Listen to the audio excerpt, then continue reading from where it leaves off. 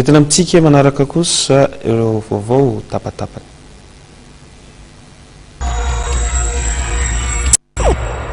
Mpiandry fonja iray no fantatra fa namonina afatin'ny vadiny ny zoma hariva lasa teo tany Betafo 70 km mianan-Antananarivo amin'ny lalam-pirenena fahafitony makany Antsirabe. Rehefa tonga saina tamin'ny fihetsika ratsy nataony izy dia tify tena ihany koa ka dia mahatsitrahatra noho ny vaovao.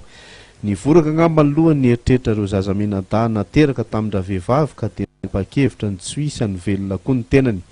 Raha ny filazany manodidina dia matetika miady foana izy ireo ka tamin'ity indray mitoraka ity dia saika handeha andao ny tokantrano miaraka amin'ny ankizy ramatoa kanjo ny baso no nitsena azy ka manjary izy mivady indray ny lasa fa ny ankizy tavela. Nisy vehivavy iray voapanga ho nanary sy nahafatin'ny zaza tany Marzevo tamin'ny lalam-pirenena faharoa makany Moramanga iny ka nosamboriny zandary omaly. Nahitana fanjazakely matsy tany amin'ny toeran'io ny alakamisy lasa teo ka rehefa natao ny fanadihadiana dia nefara tamin'ny fisamborana n'ity ramatoa ity. Natao androany ny fizahana nataon'ny mpitsabo na tena zanana tsy ilay zaza ka miankina amin'izay ny valiny eo no mety ho toy ny tantara. Malaza mihitsy ny komina Sambava faritra Sava amin'ity resaka trangam-piarahamonina ity.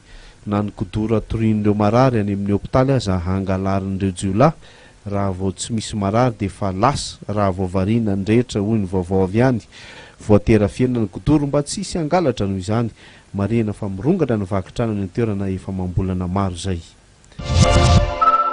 Taitra ny olona sasany tao amin'ny Fokotany Ampasimazava Tomasina androany raha nahita zanaka voainy potra avy tao anatin'ireny rano miandro na eo amin'ny arabe fandehanana isan'andro ireny.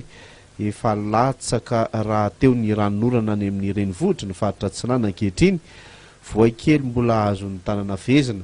Marihana fa biby kely mivelona any anaty rano no sakafony.